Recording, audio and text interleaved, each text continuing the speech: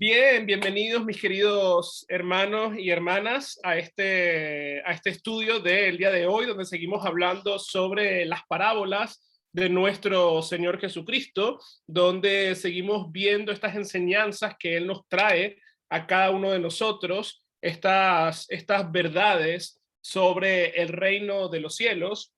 Y antes de empezar a leer nuestro texto para el día de hoy, la parábola para el día de hoy, vamos a iniciar con una oración. En el nombre del Padre, y del Hijo, y del Espíritu Santo. Amén. Amado Padre Celestial, infinitas gracias te damos por tu bondad y por tu misericordia. Gracias te damos por tu palabra, Señor, que es viva, que es eficaz y que nos instruye a cada uno de nosotros, Señor, para ser creyentes, para ser fieles siervos tuyos. Te pedimos que el día de hoy, Señor, tú envíes tu Espíritu Santo para que nos ayude a creer en tu palabra, Señor, y nos ayude a confiar siempre en ti. Todo esto te lo pedimos por Jesucristo nuestro Señor. Amén.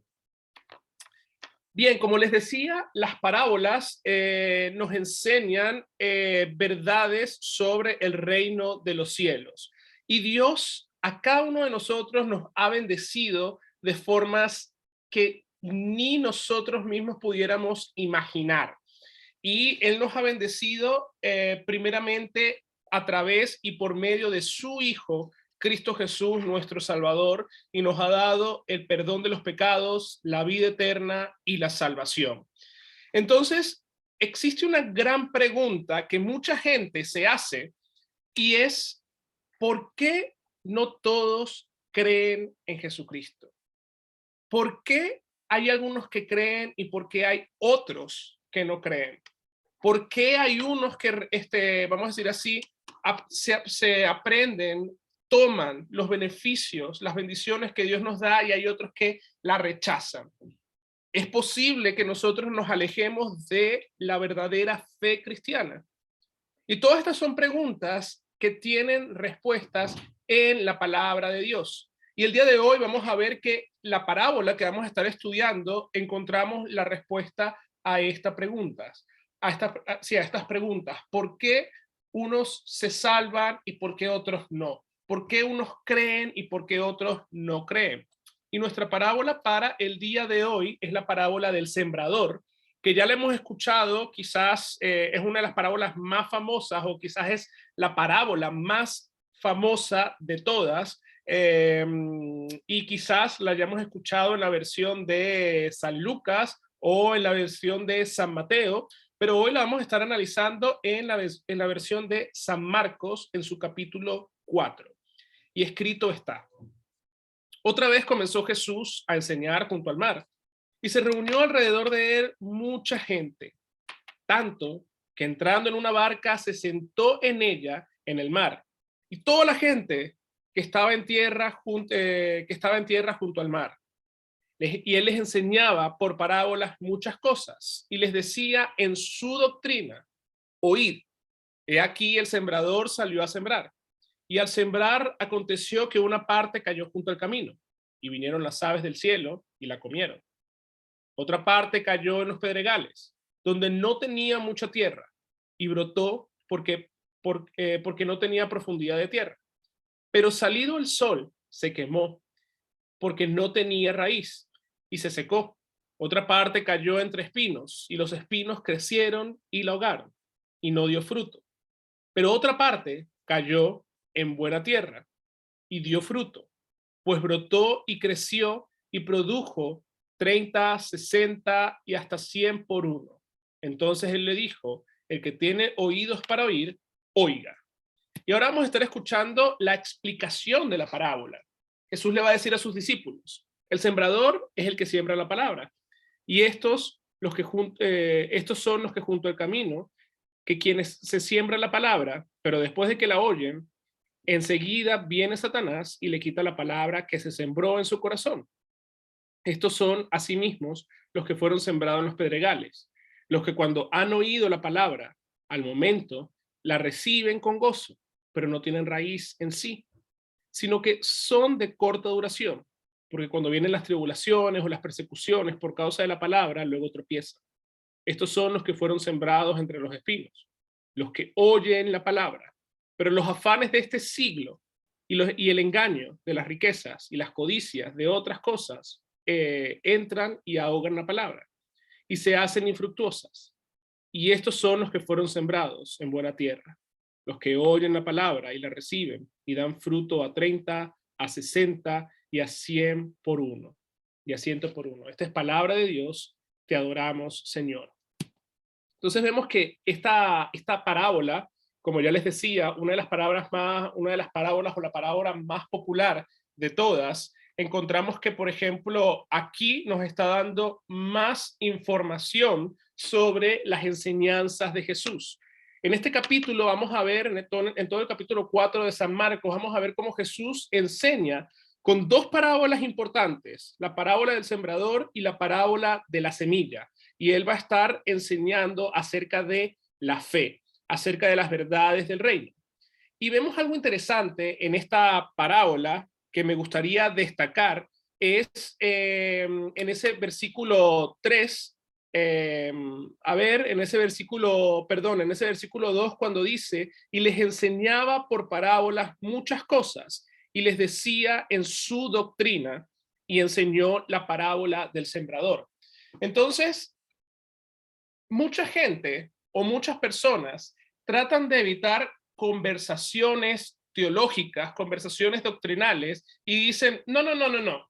Jesús jamás hablaba de doctrina. La Biblia no nos habla de doctrina. La doctrina es algo que los hombres empezaron y se sentaron a diseñar un conjunto de enseñanzas para encasillar lo que Jesús enseña sobre el amor y la tolerancia.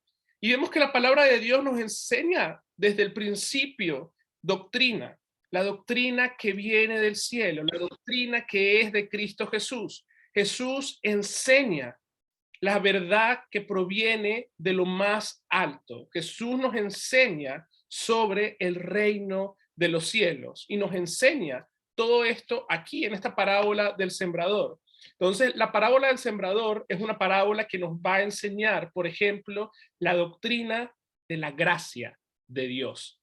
¿Y por qué nos enseña sobre la gracia de Dios? Porque sabemos que la gracia es un don inmerecido.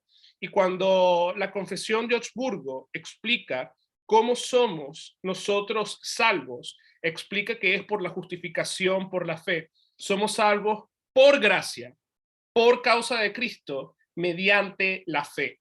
Entonces, por gracia, por ese don inmerecido, por ese regalo de Dios, nosotros llegamos a creer en nuestro Señor Cristo Jesús. Entonces, quizás mucha gente puede decir, ¿qué diferencia o los creyentes son totalmente diferentes a los no creyentes porque son especiales en cierta forma y por eso han sido escogidos por Dios? Y no, somos especiales, somos diferentes por causa de lo que Cristo ha hecho por nosotros. Somos cristianos, y aquí voy a tomar esta fantástica frase del pastor, del reverendo Daniel Preuss, en su libro ¿Por qué soy luterano? Él dice, él responde la pregunta ¿por qué soy luterano? Diciendo, soy luterano por la misma razón que soy cristiano, por gracia, porque Dios me ha llamado a mí mediante el evangelio. Como dice Lutero en el Catecismo Menor, creo que no puedo creer. Creo que es el Espíritu Santo quien me ha llamado, me ha congregado, me ha iluminado y me ha santificado. Y así como me llamó a mí, llama a toda la cristiandad en el mundo entero para que crean en Jesucristo, su Salvador, su Señor. Esto es lo que hace el Espíritu Santo, y esta parábola nos habla acerca de la gracia de Dios para con cada uno de nosotros. Entonces, vamos a codificar un poco la parábola como hace Jesús, y en general Jesús va a explicar, vamos a decir así, las tres grandes cosas en esta parábola.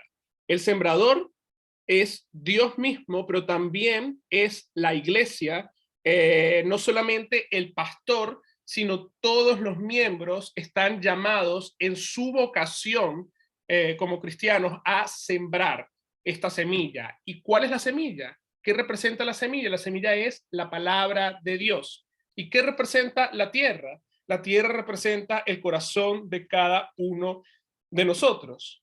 Entonces, vemos cómo Jesús no solamente enseña parábolas, sino Jesús también enseña la naturaleza y el corazón de las parábolas. Jesús le va a explicar a sus discípulos esta parábola, va a desentrañar todos los misterios de esta parábola a sus discípulos para que ellos puedan entender. Y esto es importante, y fíjense que les decía, todos los evangelistas colocan datos o una cronología quizás distinta, pero que nos ayuda a entender un poco mejor.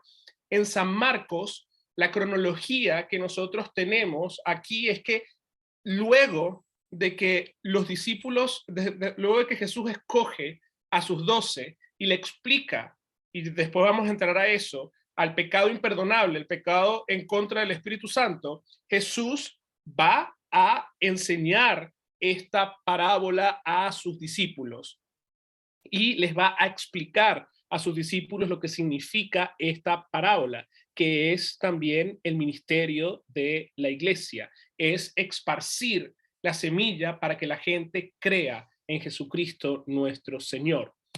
Entonces, aquí en esta parábola podemos hablar de la misión, podemos hablar de la misión de proclamar el evangelio a las naciones. Entonces, fíjense que aquí hay datos interesantes en los primeros dos capítulos, dos versículos de Marcos, y nos dice, por ejemplo, que Jesús otra vez comenzó a ¿qué? A enseñar. Y esto estaba enseñando era junto al mar. Entonces, había tanta multitud que Jesús se subió a una barca y se sentó. Esta era la postura que tomaban los grandes maestros para enseñar. Y él estaba enseñando, en realidad, Jesús estaba enseñando a sus discípulos, pero toda la multitud alrededor de él estaba escuchando lo que Jesús estaba enseñando. Y Jesús enseñó por parábola muchas cosas y les decía su doctrina. Entonces, ¿cuál es la doctrina de Jesús? Quizás uno se pregunta, ¿qué es esta doctrina de Jesús? Y la doctrina de Jesús no es algo nuevo. Él no está enseñando una verdad diferente o nueva. Jesús vino y él mismo dijo en el Sermón del Monte, yo no vine para abolir la ley, sino vine para cumplirla. Él no vino a ser un nuevo Moisés, un nuevo legislador. Él vino para cumplir la ley de Dios. Jesús está hablando lo que se ha hablado desde el principio, desde la creación, que tenemos a un Dios que me ha creado a mí y ha creado a todas las criaturas, que me ha dado ojos, oídos, la razón y todos los sentidos, y que aún lo sostiene, y que ahora, yo siendo un ser humano pecador, Él me ha prometido a mí un Salvador, y ese Salvador ya está en medio de nosotros. Ese Salvador es el Cristo, el que está enseñando ahora la palabra de vida, la palabra de amor para cada uno de nosotros. Entonces, esa es la doctrina de nuestro Señor Jesucristo, y esa es la doctrina de la iglesia. La iglesia enseña que somos pecadores, pero que también tenemos a un Cristo a favor de nosotros, que nos ha dado perdón y salvación. Y esto es lo que nosotros proclamamos domingo a domingo. Y Jesús empieza a enseñar la doctrina diciendo, el sembrador salió a sembrar. Y al sembrar aconteció que parte de la semilla cayó junto al camino y vinieron las aves del cielo y se la comieron. ¿Y qué quiere decir esto? Jesús lo va a contestar y Jesús va a decir, la semilla es la palabra. Y esta palabra que cayó junto al camino son aquellos que se siembran la palabra y después de que la oyen, esto es importante, todas las cuatro tierras oyen la misma palabra. Pero enseguida viene Satanás y le quita la palabra que se ha sembrado en sus corazones. Entonces, quizás hay momentos, y yo he escuchado predicaciones y predicadores decir, casi que al final de sus predicaciones sobre este texto normalmente se predica en la precuaresma, en el domingo de sexagésima, un domingo que se denomina también solo la palabra, hacen la pregunta, y ahora, ¿cuál tierra eres tú? Y en realidad nosotros como creyentes pasamos y podemos estar en cada una de las tierras. Como creyentes también creemos y confesamos de que estamos en la última tierra. No nos vamos a adelantar todavía, pero hay veces que nuestra fe no es lo suficientemente fuerte, no somos lo suficientemente firmes y estamos ahí. Vamos de una tierra a otra. Pero lo importante es tener y confiar en nuestro Señor Jesucristo. Entonces, ¿cómo Satanás quita o nos roba la palabra de Dios? Satanás roba la palabra de Dios a aquellos que la oyen con mentiras, haciéndonos dudar, haciéndote creer que la palabra, que la palabra de Dios no es la palabra de Dios. Por ejemplo, los mormones enseñan que la Biblia contiene la palabra de Dios, mas no es la palabra de Dios, sino que es palabra que hombres han escrito y que Dios ha inspirado ciertas cosas y que sí son, esas ciertas cosas que se han inspirado son la palabra de Dios. Esto es una herejía, porque la Biblia es la palabra de Dios, la Biblia es el consejo de Dios. La Biblia nos enseña sobre quién es Dios. Pero Satanás quiere robarnos esto. Satanás quiere decirnos, no, la Biblia no la tienes que seguir al pie de la letra. Tú no tienes que seguir todas esas costumbres viejas y antiguas. No. Ahora, en el siglo XXI en el que estamos viviendo, hay cosas de la palabra de Dios que no deben de hacerle caso. Por ejemplo, hace 2 semanas estaba hablando con una persona que me estaba hablando y defendiendo el ministerio pastoral femenino, y yo le dije, ¿cómo usted puede reconciliarme todo lo que usted está diciendo con el texto que el apóstol San Pablo le dice a Timoteo, hablando en el contexto de el servicio divino? No permito que la mujer hable en público. Y la señora, ¿qué fue lo que me dijo? Eso, yo no he leído las cartas a Timoteo, no me interesa leer las cartas a Timoteo y no me interesa ese versículo en particular. Hay cosas que toman, pero hay otras cosas que se desechan porque no van de acuerdo a nuestro pensamiento, y eso es desechar el consejo de Dios. Entonces, también fíjense cómo este versículo o estos 2 versículos o esta tierra se enmarca en un gran contexto en Marcos capítulo 3. Les decía que Marcos capítulo 3 nos habla acerca de el pecado imperdonable.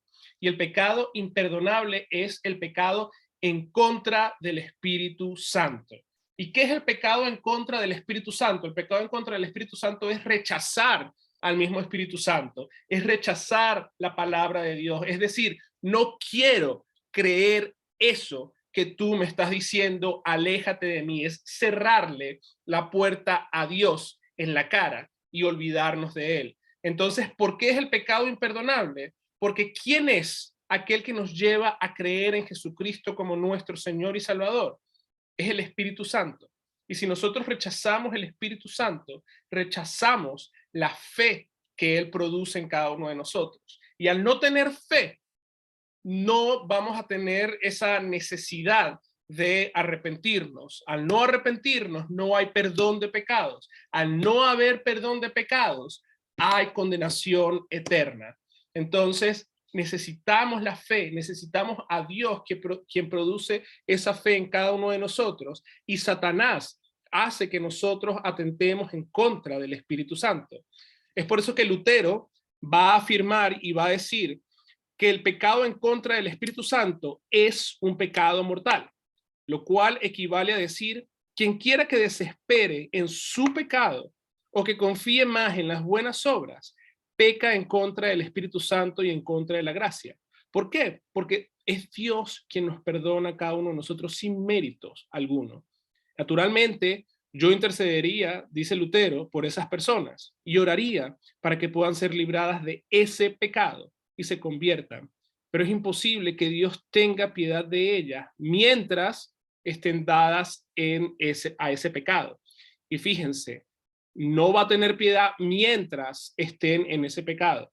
Es imposible que la gracia de Dios tenga mayor efecto en su corazón que este pecado, lo que es cierto para otros pecados. No debo orar contra ese pecado como hizo Moisés en Números 16:15 contra Coreb, diciendo, no mires a su ofrenda, porque Coreb también aspiraba a tener la admiración de Dios por causa de sus obras. Y de esa manera pecó en contra de la gracia. ¿Y qué fue lo que pasó con Coreb y parte de su familia? Se abrió la tierra y los tragó por causa de su pecado.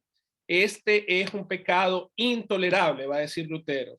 Todos los otros pecados que dejan, y fíjense aquí está el vocabulario de Lutero, que dejan que la gracia de Dios triunfe y reine, son perdonables.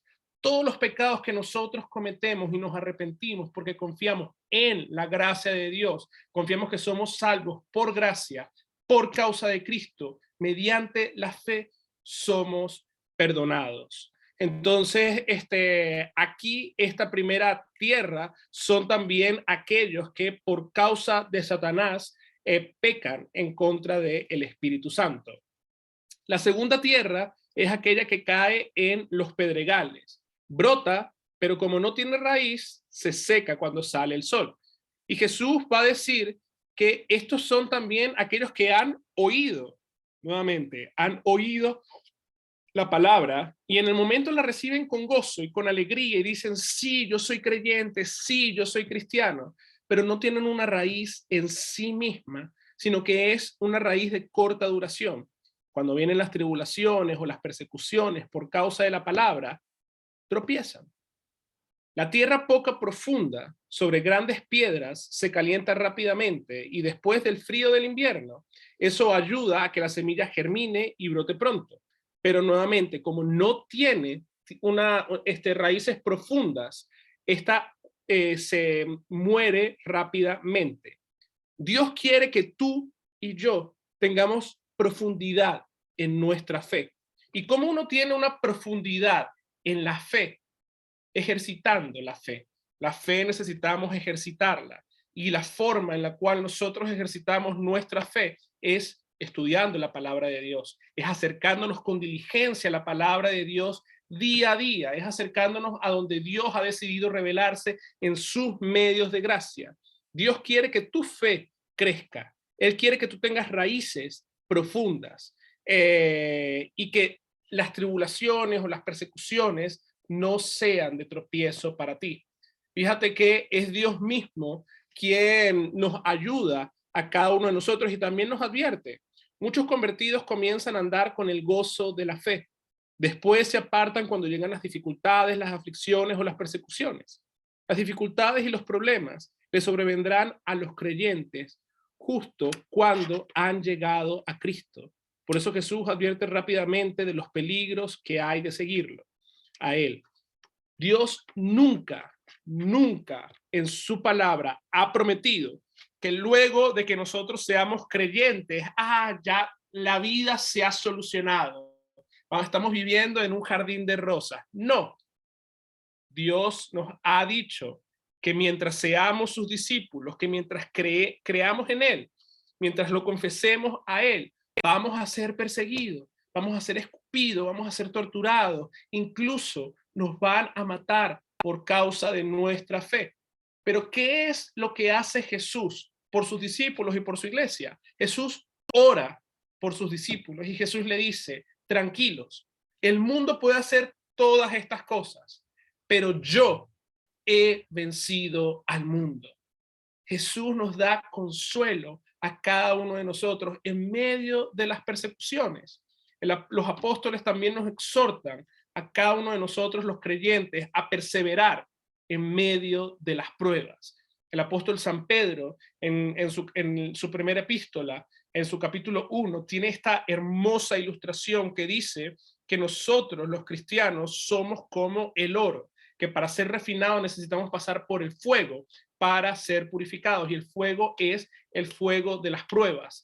Entonces, como cristianos, vamos a pasar las pruebas. Y si quizás tú en medio de las pruebas, de las tribulaciones, de las angustias que estás pasando, necesitas ayuda, tú tienes también que confiar primeramente en Dios, pero también confiar que tienes la comunión de los santos a tu alrededor que está ahí para ayudarte. La comunión de los santos no es simplemente un título más que se le da a la iglesia. La comunión de los santos es esa, es la confraternización de entre hermanos. Cuando yo les llamo a ustedes hermanos, es porque ustedes también son mis hermanos. Quizás no sean hermanos de sangre, quizás no tengan mi mismo apellido, pero somos hermanos por la fe y tenemos al mismo Padre, que es Dios el Padre Todopoderoso, Creador del cielo y de la tierra. Tenemos el mismo hermano en común, Jesucristo, el Hijo de Dios, nuestro Señor. Tenemos al Espíritu Santo, quien nos ha llamado mediante un solo bautismo, una sola fe. Tenemos un solo Espíritu y eso nos hace a cada uno hermanos. En medio de las tribulaciones, como por ejemplo dice el apóstol San Pablo, ¿quién nos podrá separar del amor de Cristo? Tribulación, angustia, peligro, hambre, desnudez, espada. Ninguna de estas cosas podrá separarnos del amor de Dios que hay en Cristo Jesús, nuestro Señor. Entonces, en medio de las pruebas, la exhortación el día de hoy es a mantenernos firmes, a confiar en Dios, pero también a refugiarnos en nuestros hermanos, en la comunidad de los santos. Y sigue Jesús explicando la tercera tierra, aquellas que caen sobre los espinos. Entonces, estos son los que oyen, fíjense, por tercera vez se nos dice, los que oyen la palabra de Dios, pero los afanes del siglo y el engaño de las riquezas y las codicias de otras cosas entran y ahogan la palabra y la hacen infructuosa. Los placeres del mundo erradican la débil comprensión del evangelio. Y esto es también lo que Jesús va a decir en el evangelio que vamos a leer y que se va a predicar el próximo domingo. Cada día trae su propio afán. Jesús en hermosas palabras va a decir, ¿por qué se preocupan? ¿Por qué tienen tanta ansiedad? Miren las aves del cielo, que no siembran ni cosechan, ni guardan, y aún así Dios las alimenta. Miren los lirios del campo, que Dios los cuida y los proteja. Ni Salomón, con todo su esplendor y con toda su riqueza, se vestía de tal manera como los lirios del campo, que un día están y al otro día son echados y arrojados al fuego. ¿Cuánto más nosotros que somos la creación de Dios? Él no nos va a proveer todas las cosas que son necesarias. Busca primero el reino de Dios y su justicia y todo lo demás vendrá por añadidura. Entonces hay veces que nosotros las preocupaciones, los afanes, el engaño de este mundo nos hace apartar la vista de las cosas importantes y nos hace apartar la vista de Dios y de disfrutar las bendiciones que Dios nos ha dado. Entonces yo siempre pongo este ejemplo de que hoy en día vivimos en una sociedad donde si tú estás en algún sitio o si conoces a alguna persona, pero si no te tomas una foto con esa persona, entonces, o en ese lugar, no has estado nunca o no existes o nada por el estilo. Necesitamos guardar todo en nuestros teléfonos y en fotos. Y no está mal. A mí me encanta tomar fotos de los sitios que voy a visitar y todo eso. Y es más, me gusta más tomar fotos de los sitios que yo en los sitios como tal, pero la gente que solamente está pendiente de eso, de tomar fotos y todo lo demás, a veces se pierden la bendición de disfrutar en el sitio donde están. De, por ejemplo, estar caminando por Toledo y disfrutar de todas estas bendiciones, estar celebrando las fiestas patrias en Viña del Mar y perderse las bendiciones de la playa y de todo eso por simplemente estar detrás de una cámara tratando de sacar fotos. Todas esas cosas hacen que nos apartemos o apartemos la mirada de lo que es importante. Y pongo ese ejemplo, pero llevándolo a nuestra vida cristiana, a veces hay cosas en nuestra vida, a veces el dinero se convierte en un ídolo o hay otras cosas que se convierten en ídolos y los ídolos son estas espinas que crecen alrededor de la planta de la fe y la ahogan y la destruyen. Es por eso que nosotros también somos llamados el día de hoy, cuando nos encontramos en este terreno, a destruir los ídolos que hay en nuestros corazones, a ver, a examinar cuáles son los ídolos que están en mi corazón. ¿Y cómo hago eso? Lutero nos dice, cualquier cosa que está por encima de Dios, cualquier cosa en la cual tú pongas tu confianza por encima de Dios, ese es tu Dios, ese es tu ídolo. Necesitamos examinar y destruir esos ídolos que viven en nuestros corazones para que no ahoguen nuestra fe. Y es por eso que Jesús nos va a advertir en Marcos 19 la explicación de que hay algunas cosas que pueden ahogar nuestra fe. Son igual de frecuentes y peligrosas hoy en día. Las preocupaciones por la vida, por lo caro que están las cosas el día de hoy, porque no suben los sueldos, porque ¿qué voy a hacer? El engaño de las riquezas, necesito generar más y más dinero, el deseo de más posesiones materiales, cualquier cosa que desvíe nuestra atención de nuestro Salvador es una espina que amenaza nuestra fe. Pero Jesús va a terminar la parábola trayéndonos esta última tierra, la buena tierra, la tierra que da fruto y que crece estos frutos en 30, 70, 60 y 100 por uno. Estos son los que también, oyendo la palabra, la reciben con gozo y dan fruto por eso. Entonces, los que reciben y dan fruto, en la Biblia se nos enseña que es Dios quien es el que obra todas estas cosas. En realidad es Dios el quien hace la tierra productiva en cada uno de nosotros. Hay veces que uno piensa, no, es que mi corazón ha estado preparado desde siempre para recibir la palabra de Dios. Es mentira. El que abona la tierra de nuestros corazones, el que prepara nuestros corazones para la palabra de Dios nuevamente es el Espíritu Santo. El Espíritu Santo es aquel que puede transformar esa tierra árida e infértil en una tierra que puede producir frutos. Fíjense, por ejemplo, por qué en la Biblia se nos relata momentos de esterilidad.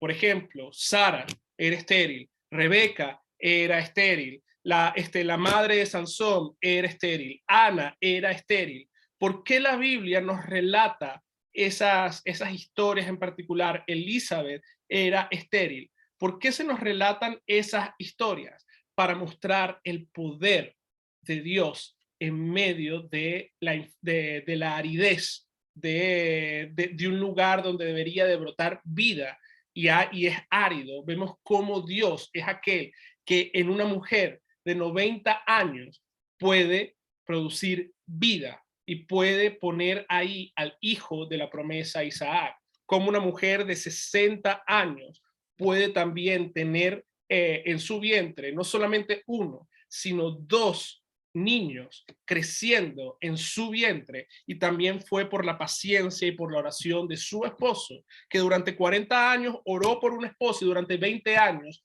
oró para que Dios le diera hijos. Esto es verdadera confianza en el Señor. Entonces vemos cómo Dios, de lo infértil, cuando nosotros confiamos y perseveramos en nuestra fe, Él hace que esos campos infértiles sean fértiles y brote la fe, produzca la tierra 30, 60 y 100 por uno. Y Jesús nos dice esto porque también hay gente que a veces dice, no, pero es que mi fe es muy débil. Pero Jesús también va a decir, si tuvieses la fe como un granito de mostaza, tú podrías decirle a las montañas que se muevan, tú podrías sanar a los enfermos, tú podrías hacer milagros con eso, porque es la fe, es Dios mismo quien produce esa fe en cada uno de nosotros, sea pequeña, sea grande, es Dios mismo quien produce eso. Entonces, el sembrador esparce libremente su semilla sobre toda clase de terreno. Aunque pueda parecer una tontería, esparcir la semilla en senderos, en suelo rocoso o en terreno espinoso, El sembrador lo hace con la esperanza de una buena cosecha. No se decepciona. La cosecha de la buena tierra hace que su fruto valga, su esfuerzo, perdón, valga la pena. Tal vez hayan pequeñas parcelas de buena tierra en medio de otros tipos de suelo. Esta imagen nos muestra cómo trata Dios con nosotros. No solamente nos ofrece su palabra y su salvación a ciertas personas. Dios quiere que todos se salven. Y es por eso que el evangelio se anuncia a todos, incluso a aquellos que no creen. Entonces, uno leyendo esta parábola, uno pudiera decir, bueno, es que el título, aunque en San Marcos es la parábola del sembrador, en San Lucas es el buen sembrador. Uno pudiera decir, no, pero es que este sembrador de verdad que no es un buen sembrador, porque un buen sembrador no desperdiciaría semillas en tierras que él sabe que no van a dar frutos. Pero Dios no es que sea un mal sembrador, Dios es el gran buen sembrador que tiene misericordia por todas las tierras y esparrama, él lanza las semillas y él quiere que nosotros así también desparramemos su palabra a todas aquellas personas que conocemos en nuestras vocaciones. Hay veces que uno juzga a las personas y uno dice, no, esta persona tiene cara de no creer. O hay veces que en la misma iglesia uno dice, no, esta persona que viene aquí, esta persona no tiene fe. Esta persona viene por venir. Juzgamos sin conocer los corazones de las demás personas y juzgamos sin confiar y creer que es el Espíritu Santo quien tiene el poder y quien va a obrar la fe en esas personas. No eres tú quien convierte, es el Espíritu Santo quien convierte, es el Espíritu Santo quien llama a cada uno por medio del Evangelio a ser creyentes. Tú eres cristiano por la obra del Espíritu Santo, por la gracia de Dios. Entonces, algunas conexiones finales en cuanto a esta parábola. Vemos que la tierra que Dios quiere que seamos es la tierra buena, que produce una buena cosecha. La manera de convertirse en buena tierra es simplemente creer que Cristo es nuestro Salvador, que murió y resucitó para perdonarnos. Cuando Él nos perdona, somos verdaderamente bendecidos y Él nos convierte en buena tierra. Él es el que hace el trabajo dentro de nosotros y no nosotros. Entonces, eso de decir es que la fe es algo que está inherente dentro de mí, eso es totalmente falso. La fe es algo que viene de afuera hacia nosotros, por medio de la palabra. La fe viene por el oír y el oír la palabra de Dios. La cosecha que producimos es la fe en acción, por su espíritu que nos da el poder para servir, le servimos a Él y a otras personas en el nombre de Jesús. Parte de esa cosecha se ve cuando compartimos la palabra con otras personas, para que ellas también conozcan de Jesús y puedan servirle. Y déjenme decirles que no hay nada más bonito, por ejemplo, de enseñar a los niños, predicar a los niños y luego ver cómo la fe se puede expresar en palabras tan simples y tan sencillas en la boca de los niños. Que un niño te pueda decir, Jesús es mi Salvador porque murió por mí, es algo que obra el Espíritu Santo y es algo que le agrada a Dios, al igual que cuando uno como adulto también dice, Cristo ha muerto por mí y me ha dado perdón, también los ángeles y toda la corte celestial hace fiesta en los cielos. Y la responsabilidad de sembrar la semilla también pertenece a todo el pueblo de Dios, ya que todos hemos recibido la palabra, todos estamos llamados a compartir la palabra de Dios. Quiere que contemos a otros las maravillas que Él ha hecho por nosotros a través de nuestro Señor Cristo Jesús. Entonces, esta es una parábola hermosa y como les decía al principio, quizás es la parábola que más popular en el mundo. Quizás hasta los no creyentes han escuchado en cuanto a esta parábola, la parábola del buen sembrador. Y vemos aquí la incapacidad del hombre, pero la capacidad de Dios para obrar fe. La incapacidad del hombre para creer y para hacer germinar la semilla, pero la capacidad de Dios para hacer brotar estos frutos. Les comento algo que justamente me pasó hoy a la hora del almuerzo. Saben que durante 2 días ha estado lloviendo aquí en Madrid y yo hace meses tenía unas maceticas y había lanzado una semilla Y las semillas nunca germinaron, las semillas nunca salieron, nunca brotaron. Y yo las dejé ahí, me di por vencido. Pero ha caído tanta agua y ha empapado tanto el agua, las maceticas, que hoy a la hora de la comida salí y vi toda la macetica, las dos maceticas que tengo ahí verdes. Han brotado estas semillas y esto ha sido por la obra y la misericordia de Dios. Mi incapacidad como agricultor, como sembrador, Dios ha mostrado su capacidad por medio de la lluvia y del sol para hacer germinar esas plantitas. Y es así como Dios hace con cada uno de nosotros y con la fe. Entonces, en todo momento, mis queridos hermanos, pidámosle a Dios que nos dé la fuerza a cada uno de nosotros para que su palabra siga produciendo frutos en nuestras vidas y en las vidas de la gente a la cual está a nuestro alrededor.